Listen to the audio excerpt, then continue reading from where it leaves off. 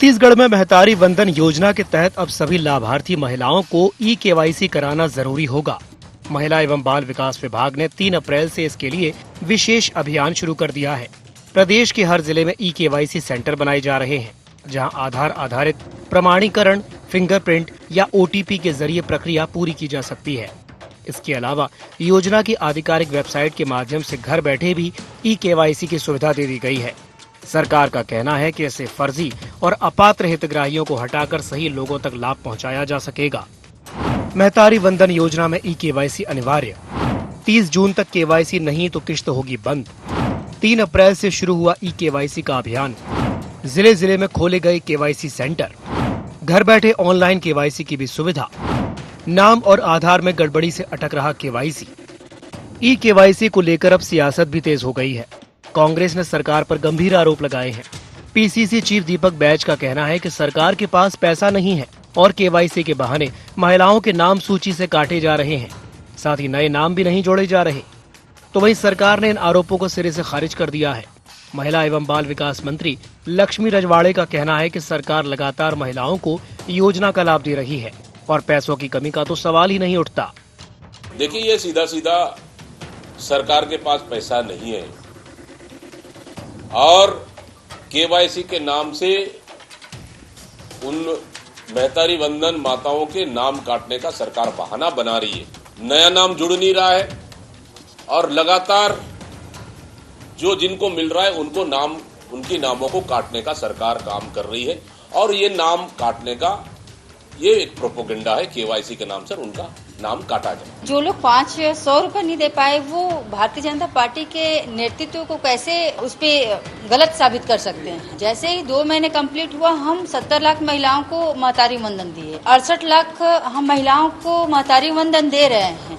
कुछ ई-केवाईसी, क्योंकि अब सब डिजिटल सिस्टम हो गया है, तो कहीं कहीं दिक्कतें आ रही हैं, तो उसको हम अपडेट भी कर रहे हैं। ऐसे नहीं सरकार के पास पैसे नहीं है। अगर सरकार के पास पैसे नहीं होते तो 2 महीने में स्टार्ट नहीं करते। सरकार के पास जो वादा किया था उसको निभाने के लिए पूरी तत्पर है। हमारी सरकार सब कुछ कर रही है और जनता हर कुछ जान रही है। कांग्रेस बौखलाए हुए हैं और बौखलाए रहे हैं। वो महतारी वंदन योजना में ई-केवाईसी को लेकर शुरू हुआ ये अभियान अब सियासी बहस का एक बड़ा मुद्दा बन गया है। एक तरफ सरकार इसे पारदर्शिता और व्यवस्था सुधारने की दिशा में जरूरी कदम बता रही है, तो वहीं विपक्ष इसे महिलाओं के हितों पर असर डालने वाला फैसला करार दे रहा है।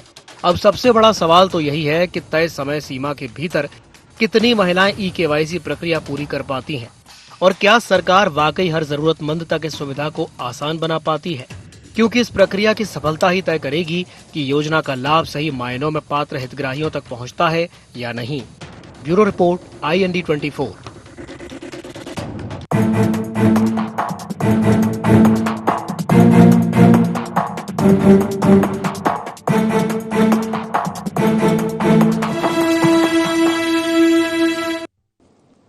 नमस्कार, जय जोहार गोहार। छत्तीसगढ़ पारदर्शिता या परेशानी में आप सभी का स्वागत है। मैं हूं आपके साथ दिव्यांशु जोशी।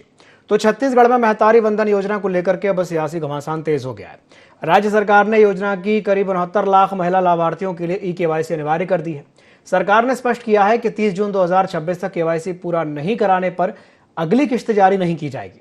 सरकार का कहना है कि यह कदम पारदर्शिता सुनिश्चित करने और सही हितग्राहियों तक योजना का लाभ पहुंचाने के लिए उठाया गया है। इसके जरिए फर्जी लाभार्थियों को हटा करके वास्तविक पात्र महिलाओं को फायदा दिलाने की बात कही जा रही है। तो वहीं इस फैसले को लेकर के विपक्ष ने सरकार पर सवाल खड़े कर दिए। विपक्ष का आरोप है कि केवाईसी की अनिवार्यता के नाम पर जरूरतमंद महिलाओं को योजना से वंचित किया जा सकता है, खास करके उन महिलाओं को जिन्हें तकनीकी या दस्तावेजी दिक्कतों का सामना करना पड़ता है। आज इसी विषय को लेकर के हम चर्चा करेंगे, लेकिन चर्चा करने से पहले जान लेते हैं क्या है आज की गुहार पॉइंट्स। महतारी वंदन योजना में ई-केवाईसी के क्या है मायने? क्या केवाईसी से महतारी वंदन योजना में वाकई आएगी पारदर्शिता? केवाईसी को लेकर के विपक्ष के आरोपों में कितना दम? क्या तकनीकी दिक्कतों से पात्र महिलाएं भी हो जाएंगी वंचित? तो चलिए इन्हीं कुछ पॉइंट्स को लेकर के चर्चा को विस्तार देते हैं। कुछ खास मेहमान हमारे साथ चर्चा में शामिल हो रहे हैं, आपका परिचय करा देते हैं। हमारे साथ चर्चा में जुड़ रहे हैं सौरभ साहू जी, कांग्रेस प्रवक्ता हैं। सौरभ जी, स्वागत है आपका IND 24 में। हमारे साथ जुड़ रहे हैं दयावंत बांधे जी, भारतीय जनता पार्टी के प्रवक्ता हैं। दयावंत जी, आपका भी बहुत बहुत स्वागत है IND 24 में। और हमारे साथ जुड़ रहे हैं कौशल स्वर्णवीर जी, वरिष्ठ पत्रकार हैं। कौशल जी, आपका भी बहुत बहुत स्वागत है IND24 में। शुरुआत में कौशल जी आपसे ही कर लेता हूं। कौशल जी, दोनों पक्षों के अपने अपने दावे हैं। सरकार कह रही है कि भाई पारदर्शिता लाने के लिए ये जरूरी है KYC, और विपक्ष कह रहा है कि भाई ये तो पात्र हितग्राहियों को ही वंचित करने पर तुले हुए हैं, उसी पर आमादा हैं। क्या कहेंगे आप कौशल जी? भारतीय जनता पार्टी की जो ये महत्वाकांक्षी योजना है महतारी वंदन, कहीं न कहीं ये भारतीय जनता पार्टी की सरकार को छत्तीसगढ़ में दोबारा लाने में सबसे बड़ा महत्वपूर्ण जो हिस्सा वो साबित हुई थी। और यही वजह है कि जो महतारी वंदन योजना है, जिसके बल पे छत्तीसगढ़ सरकार में भाजपा आई है, और लगातार आप देखेंगे जब इसकी शुरुआत हुई थी तो लगभग 74 लाख महिलाओं को इस योजना का लाभ दिया जा रहा था। उसके बाद आप देखेंगे जब KYC हुआ या बहुत सारे फर्जी नाम पाया गया तो लगभग 69 लाख महिलाएं हैं जिनको इस योजना का लाभ दिया जा रहा है। और अब फिर से KYC की प्रक्रिया शुरू हो रही है। निश्चित तौर पर KYC होना चाहिए, क्योंकि बहुत सारे ऐसे रहते हैं जिनके पास कई लोग फर्जी नामों से इस तरह की योजनाओं का लाभ लेते रहते हैं। सरकार की योजनाएं हैं, पात्र हितग्राहियों तक पहुंचनी चाहिए, बिल्कुल जायज है। इस तरह की प्रक्रिया सरकार को अपनानी भी चाहिए। लेकिन ये भी कहा जा रहा था कि बीच में कि जो शुरुआत में जिन महिलाओं ने महतारी वंदन के फॉर्म नहीं भर पाए थे, जो सरकार बनी उस समय, तो उनको भी फिर से उनको इस योजना का लाभ दिया जाएगा और फिर से फॉर्म भरवाए जाएंगे। तो कहीं न कहीं मुझे लगता है कि राज्य सरकार को इस दिशा में भी सोचना चाहिए। आप निश्चित तौर पर KYC कीजिए, जो अपात्र है उनके नाम काटिए, लेकिन अभी भी जो पात्र हितग्राही हैं जिनके नाम अभी नहीं जुड़ पाए हैं पहले बार जब आपने योजना शुरू की थी, उनके लिए भी कोई एक अवसर आपको देना चाहिए ताकि वो महिलाएं इस योजना से लाभान्वित हो सके। निश्चित तौर पर 1000 रुपये बहुत बड़ी राशि नहीं होती, लेकिन जिन महिलाओं तक ये राशि पहुंचती है, आप देखेंगे जो सामान्य जरूरत की चीजें हैं वो उससे पूर्ति कर पाती। कई महिलाएं ऐसी होती है कि 1000 रुपये बचा के महीने साल भर में वो 12,000 रुपये तक भी बचत कर ले रही हैं। तो कहीं कहीं ये बहुत अच्छी चीज है और इस योजना का लाभ हर पात्र महिलाओं को मिलना चाहिए। और वाकई में KYC के माध्यम जो अपात्र महिलाएं हैं, जो फर्जी तरीके से जो इस योजना के लाभ लेने के लायक नहीं, वो यदि लाभ ले तो उनका नाम काटा भी जाना चाहिए। साथ में ये भी किया जाना चाहिए दिव्यांशु जी की जो पात्र हैं और जिनका नाम नहीं जुड़ पाया है, वो बहुत दिनों के लगभग साल भर से इंतजार कर रहे हैं कि दोबारा इसमें आवेदन करने की प्रक्रिया कब शुरू होगी, ताकि हम भी उस योजना का लाभ ले सके जो राज्य सरकार ने शुरू की है। और यही वजह है कि जो महतारियां, जो माताएं बहनें हैं, उनको इस योजना का लाभ मिलना चाहिए। काफी अच्छी योजना है। इससे एक जो महिलाएं हैं, किसी घर में यदि 2 से 3 महिलाएं, तो उनका 2 से 3 हजार रुपए की इनकम हो जा रही है। उससे उनका जो परिवार का जो सामान्य खर्चा वो चल जा रहा है। तो निश्चित तौर पर अच्छी योजना है, KYC कराना चाहिए। साथ ही मेरा ये मानना है कि जो नई योजना है, नई जो महिलाएं हैं जो वाकई में इसके पात्र हो चुकी हैं और जिनको वाकई में जरूरत है उस पैसों की, उन तक भी इस योजना का लाभ पहुंचना चाहिए। बिल्कुल सही कहा आपने भाई, जो जरूरतमंद है अगर उन्हीं तक लाभ नहीं पहुंचेगा तो फिर योजना का फायदा भी क्या। चलिए दयावंत जी क्या कहेंगे कौशल जी की बात पर?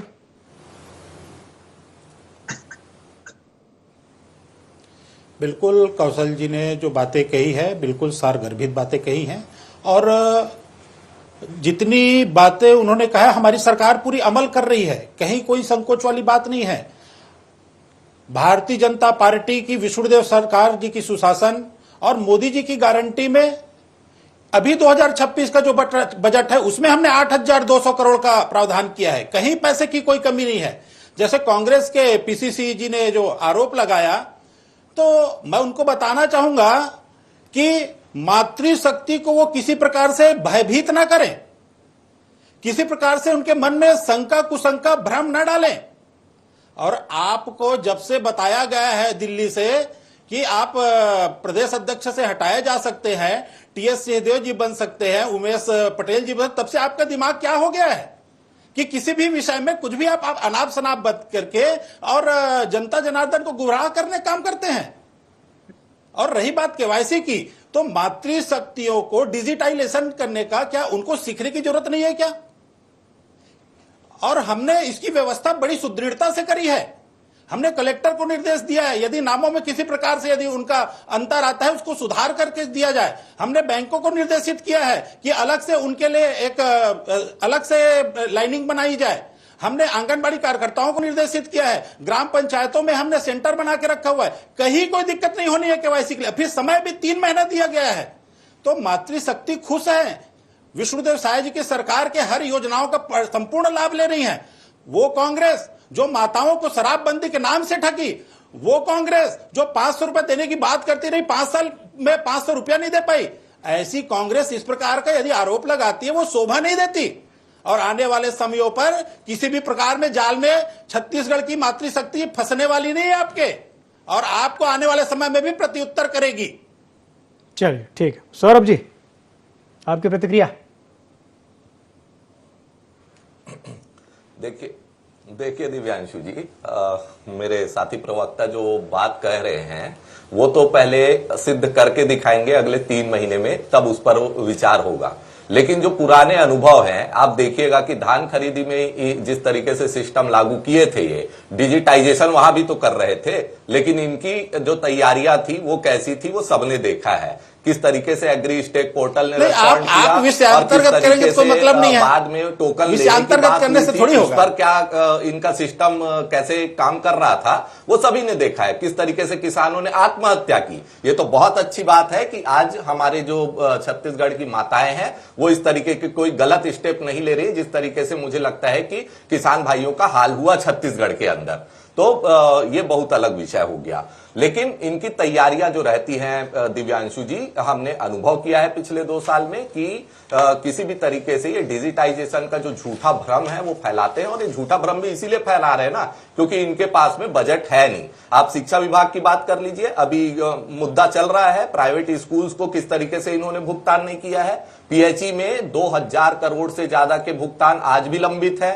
पीडब्ल्यूडी के अंदर ठेकेदारों को छोटे छोटे काम के जो रिपेयर के काम करवाते हैं उसका भुगतान नहीं हो पा रहा है दिव्यांशु जी। तो सरकार के पास पैसे नहीं है। हालांकि ये बात नहीं है कि सरकार के पास सोर्स नहीं है फंड का, क्योंकि ये तो लोन लगातार बढ़ा रहे हैं। आज 130 लाख करोड़ हो गया है लोन। पता नहीं ये लोन लेकर के पैसा कहां डाल दे रहे हैं, ये तो समझ ही सही बाहर है। जीएसटी कलेक्शन में छत्तीसगढ़ सबसे ऊपर है, वहां पर भी पैसे आ रहे हैं, लेकिन वो पैसे का जो सदुपयोग होना चाहिए दिव्यांशु जी वो सही तरीके से नहीं हो रहा है। मैं वरिष्ठ पत्रकार महोदय की बात से सहमत हूं कि जो पात्र हितग्राही हैं उनको निश्चित रूप से लाभ मिलना चाहिए, लेकिन उन पात्र हितग्राहियों की वजह से या उनका बहाना लेकर के या केवाईसी का बहाना लेकर के, सत्यापन का बहाना लेकर के जो पात्र हितग्राही हैं उनका नाम काटने की जो साजिश ये सरकार कर रही है और इनका जो दोगलापन चल रहा है, हम उस बात का विरोध करते हैं और उस बात पर हम लगातार सवाल उठा रहे दिव्यांशु जी। क्योंकि आप देखिए कि इन्होंने खुद कहा है कि पहले 73 लाख हितग्राहियों को दे रहे थे, आज लगभग 68 लाख 69 लाख को दे रहे हैं। तो पहले जो ज्यादा दे रहे थे 5 लाख, जो 5 लाख नाम कटे हैं, अगर ये उनको फर्जी कहते हैं तो उनको जो पहले पैसा दिया गया उसके वसूली की कोई प्रक्रिया ये अपना रहे हैं क्या? ये भी आज भाजपा के प्रवक्ता को बताना चाहिए, क्योंकि 5 लाख के लगभग है और उनको सबको 1-1 हजार के हिसाब से कितने महीने का पैसा दिया गया, क्योंकि वो सरकारी पैसा था। और अगर उसका दुरुपयोग हुआ है और वो फर्जी थे तो वो पैसा किस तरीके से सरकार वापस लेके आएगी, ये बात भी सरकार को बताना चाहिए, क्योंकि ये जनता जनार्दन का पैसा है दिव्यांशु जी। तो ये बहुत महत्वपूर्ण मुद्दा है। दूसरी महत्वपूर्ण बात, आप देखिए चुनाव के समय की बात याद करते हैं, खुद गृह मंत्री जो है अभी विजय शर्मा जी, वो चुनाव प्रचार में क्या बरगला रहे थे यहाँ की महिलाओं को कि हर किसी को मिलेगा, चाहे वो मुख्यमंत्री की पत्नी हो, कलेक्टर की पत्नी हो, हर किसी को इस योजना का लाभ मिलेगा। तो ये जो बात कह रहे थे कि कांग्रेस की जो सरकार है या कांग्रेस के लोग यहाँ की महिलाओं को बरगलाने का काम करते हैं, तो ये तो झूठे वादे करके मोदी जी के गारंटी की बात कर रहे थे। सब महिलाओं को देने की बात की थी इन्होंने, लेकिन आज कहां से, आज 1 करोड़ से ऊपर ज्यादा यहाँ पर महिला जो है वो वोटर हैं, लेकिन ये दे रहे हैं कितने को, आज 70 लाख को बड़ी मुश्किल से। तो बरगलाने का काम इन्होंने किया है। मोदी की गारंटी के नाम पर झूठे आश्वासन और झूठा वादा छत्तीसगढ़ की महतारियों को भाजपा की सरकार ने किया है।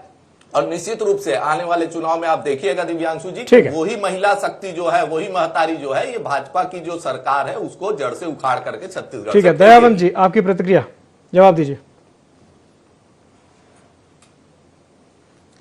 देखिए, कांग्रेस हमेशा से मातृशक्ति को 50 वर्षों से ठगते आई है।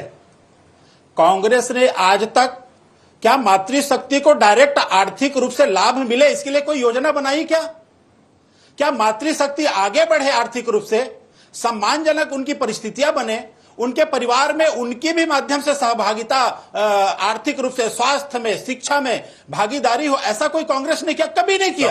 हमारी सरकार आती है, हम पंचायत में 50% उनको आरक्षण चुनाव में देते हैं। हमारी सरकार आती है, हम राशन कार्ड को मातृशक्ति के नाम से करते हैं ताकि उनका आत्मसम्मान बढ़े।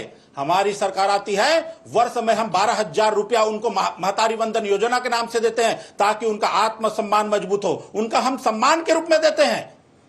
भारतीय जनता पार्टी की सरकार मातृशक्ति के एक एक विषय बिंदु पर विचार करती, उनके हर दुख के साथ खड़ी है। और इससे आगे बढ़कर के मोदी जी ने अभी जिस प्रकार से लोकसभा में 33% का आरक्षण, राज्य विधानसभा में 33% आरक्षण देने वाली है, इससे पता चलता है कि भारतीय जनता पार्टी, उनकी सरकार हर परिस्थिति में मातृशक्ति के साथ खड़ी है। महिलाओं को भाजपा के प्रवक्ता हर परिस्थिति में भारतीय जनता पार्टी और विष्णुदेव सरकार, उनका सुशासन हर परिस्थिति में खड़ी है, मातृशक्ति के साथ में आगे भी खड़ी रहेगी। कांग्रेस तो आजादी के पहले से हमारी राष्ट्रीय अध्यक्ष सरोजिनी नायडू जी को याद कर लीजिए, उनके सम्मान की बात करते हैं महिलाओं के। हमको पता है, भारत माता के 2 टुकड़े करने वाली कांग्रेस, जिसने भारत माता का 2 टुकड़ा किया, उस मातृशक्ति का 2 टुकड़ा किया, वो क्या भारत माता के विषय पे बात करते हैं, देश की आजादी के बारे में बात करते हैं? पाकिस्तान का निर्माण किसने किया? क्या महतारी का कभी 2 टुकड़े हो सकते थे? ठीक है।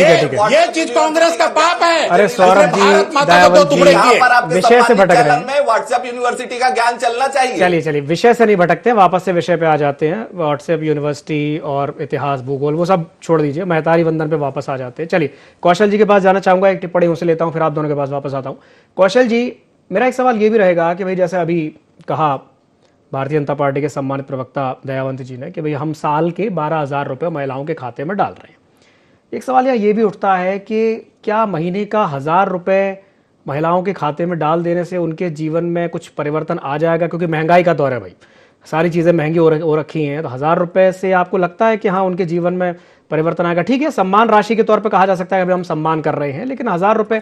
और दूसरा ये एक तरीका तो ये है इसको देखने का, एक तरीका और है इसको देखने का कि भाई 1,000 रुपये दे करके क्या हम महिलाओं को वाकई में सशक्त कर रहे हैं या कहीं ना कहीं उनको और निर्बल बना रहे हैं? मतलब मैं इसको उस रूप में देखता हूं कि भाई महिलाएं ऐसा ना सोचें कि भाई 1,000 रुपये तो आ ही रहा है, हमें क्या करने की जरूरत, सरकार तो दे ही रही है, 1,000 रुपये मुफ्त के हर महीने के आ ही रहे हैं। क्या कहेंगे इस पर कौशल जी? दिवांशु जी, निश्चित तौर पर आपने काफी अच्छा सवाल उठाया है और 1,000 रुपए कोई बहुत बड़ी राशि नहीं होती, मैंने अपने पहले वक्तव्य में कहा था। लेकिन चूंकि एक सम्मान की राशि और यदि किसी घर में 4-5 महिलाएं तो 4-5 हजार रुपए उस घर में आ जा रहा है। ये एक महिलाओं को आप 1,000 रुपए में सशक्त भी नहीं बना सकते।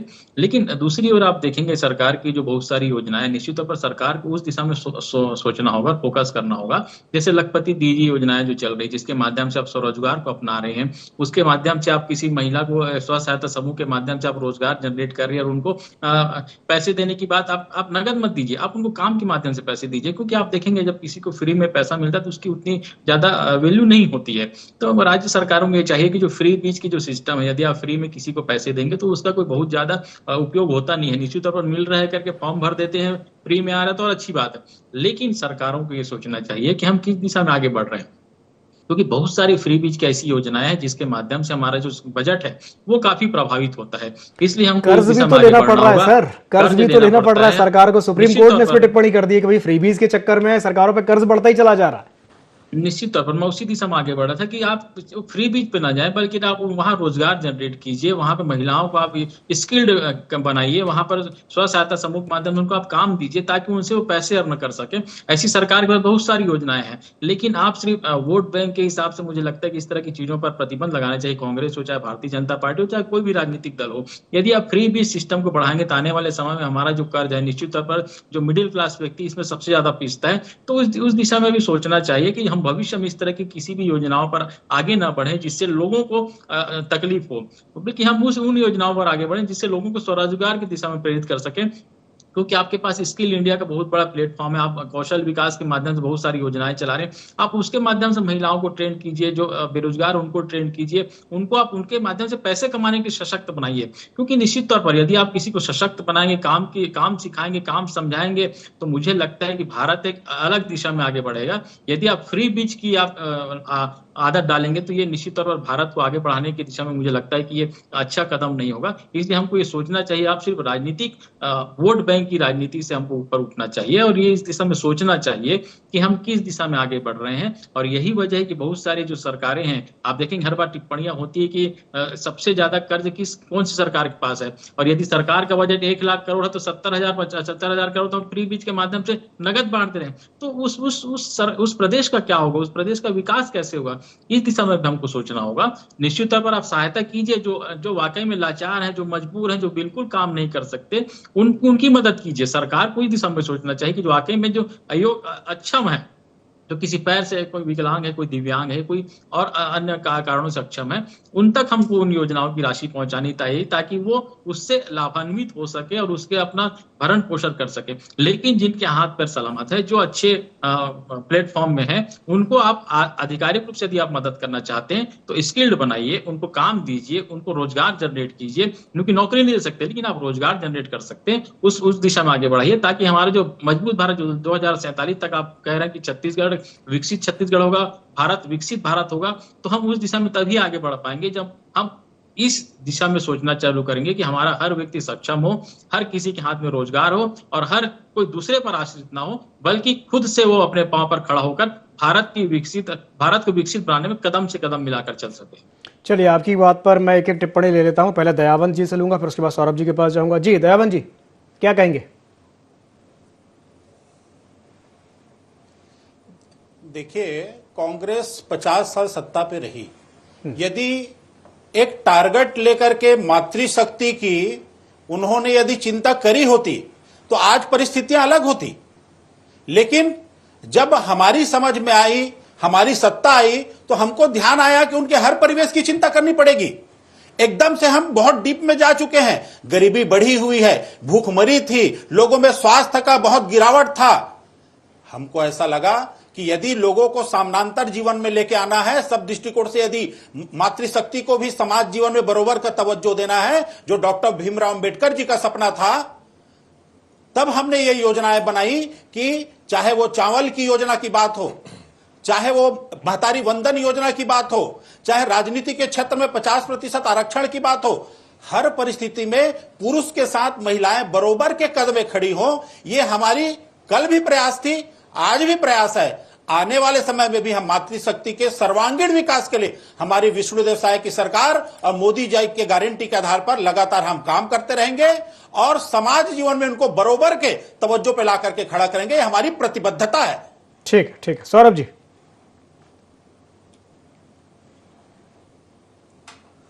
देखिए दिव्यांशु जी, सबसे पहले तो मैं कौशल जी की बात पे बिल्कुल सहमत हूं कि जिस तरीके से ये जो पैसे बांटे जा रहे हैं, निश्चित रूप से मुझे लगता है कि सम्मान तो तब होता है या सम्मानजनक स्थिति में तब आते हैं जब काम करके कोई पैसा मिलता है, जो बात आपने भी कही। और इसी बात को आगे बढ़ाते हुए मैं आपको बताता हूं कि जब कांग्रेस की सरकार छत्तीसगढ़ में थी तो हमने रीपा के माध्यम से लगातार महिलाओं को प्रशिक्षण दिया, उनके लिए इंफ्रास्ट्रक्चर बनाए और लगातार महिलाएं वहां पर जा करके अपने स्वरोजगार वहां से जनरेट भी कर रही थी दिव्यांशु जी। और वो रीपा जो है वो सेल्फ ऑपरेटेड एक यूनिट बन गई थी कि उसको अलग से सरकार की तरफ से और कोई मेंटेनेंस नहीं देना पड़ता था। वहां पर जो महिला स्व सहायता समूह है वो खुद वहां पर जो अपने प्रोडक्ट हैं उनका प्रोडक्शन करती थी, अलग अलग तरीके की, चाहे वो गोमूत्र से कुछ बनाने की बात हो, चाहे वो आटा और अलग अलग तरीके के अनाज के पैकेट्स बनाने की बात हो। इस तरीके के बहुत सारे स्वरोजगार के जो साधन हैं वो कांग्रेस की सरकार ने अपने कार्यकाल में जनरेट किया था। उसके साथ ही साथ हमने ये भी सुनिश्चित किया था कि जो दूरस्थ वनांचलों में जहां पर जो महिलाएं हैं वो वनोपज जो है वो बिनने का काम करती है और कलेक्ट करके उसको ला करके बाजार में बेचती है, तो उनका भी एमएसपी हमने ही निर्धारित किया। लगभग 65 वनोपज हैं जिनका एमएसपी हमने निर्धारित किया दिव्यांशु जी। तो इस तरीके से हमने महिलाओं को काम दे करके उनको सशक्त बनाने का प्रयास किया और निश्चित रूप से उनके सम्मान की रक्षा की। तो मुझे लगता है कि यहां पर जो महिलाओं को सशक्त बनाने की दिशा में जो कौशल जी कह रहे थे, वो हमने एक बहुत अच्छा वो कदम बढ़ाया था, लेकिन बीजेपी की सरकार जो है वो राजनीतिक द्वेष की भावना से वो पूरी योजनाओं को आज की डेट में बंद कर चुकी। दूसरी एक महत्वपूर्ण योजना जो हमने ही हमारे कांग्रेस की सरकार ने बनाई, मनरेगा के अंतर्गत महिलाओं को भी रोजगार मिलता था और महिलाएं जो काम करने के बाद उनको वहां पर एक न्यूनतम जो वेज है उसका प्रावधान था। तो निश्चित रूप से वो भी एक बहुत अच्छी योजना थी, जिसका आज क्या हाल किया है बीजेपी की सरकार ने वो किसी से छुपा नहीं है, दिव्यांशु जी। दूसरी बात, भाजपा के प्रवक्ता कह रहे थे ना कि महिलाओं को आरक्षण देने का काम करते हैं, तो मैं तो कहता हूं सरकार में बस क्यों आरक्षण दे रहे हो आप, आरएसएस में भी आरक्षण दीजिए ना। वहां पर भी किस तरीके से आरएसएस में पदाधिकारी बनाए जा रहे हैं, आज तक वहां क्या जानते हैं आरएसएस के बारे में, बनाई गई। क्या जानते हैं आरएसएस के बारे में, बीजेपी के क्या जानते हैं आरएसएस के बारे में, क्या जानते हैं आरएसएस का काम क्या, राजनीति करना है, गुलाम संगठन, राजनीति करना क्या आरएसएस का काम है, राजनीति करना भारतीय जनता पार्टी काम है। भारतीय जनता पार्टी से निपट नहीं सकते, क्या आरएसएस से आप निपटेंगे? आप पहले उसके अंश से निपट लीजिए, तब मूल की बात करना है। आप जैसे लोग क्या निपट पाओगे? चलिए ठीक है। देश के किसी राज्य में सरकार बनाने की स्थिति में नहीं हो। भारतीय जनता पार्टी की सरकार राज्य से लेकर केंद्र तक पूर्ण बहुमत के साथ चल रही है। हर जगह आपका अंक, हर जगह आपका विधानसभा का सीट, लोकसभा का सीट दिन दुगुना चार चौगुना कमी हो रही है। चलिए ठीक है, विषय से भटक गए, ई-केवाईसी से शुरू किए थे, आरएसएस पे पहुंच गए। सोना बनाने वाला, चलिए ठीक है दयावन जी, सौरभ जी, आगे बढ़ पाएगा क्या? ठीक है। चलिए एक अंतिम टिप्पणी ले लेते हैं कौशल जी से। किस राजनीति की बात? ठीक है दयावन जी, सौरभ जी, ठीक है। विषय से भटक गए, विषय से नहीं भटकना है। केवाईसी की बात चल रही थी, आरएसएस पे पहुंच गए। चलिए कौशल जी एक छोटी सी टिप्पणी कर दी, जिसके बाद चर्चा को समाप्त करेंगे जी, समाप्त करते हुए जी। दिव्यांशु जी, मुझे लगता है कि केवाईसी निश्चित तौर पर करना चाहिए और साथ में एक नया दायरा भी खोलना चाहिए कि जो महिलाएं वाकई में पात्र हैं और जो छूट गई हैं उनके लिए भी एक रास्ता खोलना चाहिए, ताकि उनको भी इस योजना का लाभ मिल सके, ताकि वो भी निश्चित तौर पर जो बहुत बड़ी राशि नहीं है, लेकिन यदि 1000 रुपए की राशि भी पात्र हितग्राहियों तक पहुंचती तो मुझे लगता है कि बहुत बड़ी आवश्यकता है, उसकी पूर्ति हो सकेगी। सरकार को इस दिशा में सोचना चाहिए। बिल्कुल सोचना चाहिए, बिल्कुल सही कहा आपने। चलिए बहुत बहुत धन्यवाद आप तीनों मेहमानों का हमारे साथ जुड़ने के लिए और चर्चा में शामिल होने के लिए। तो समय की बाध्यता के चलते इस चर्चा को समाप्त करना चाहूंगा।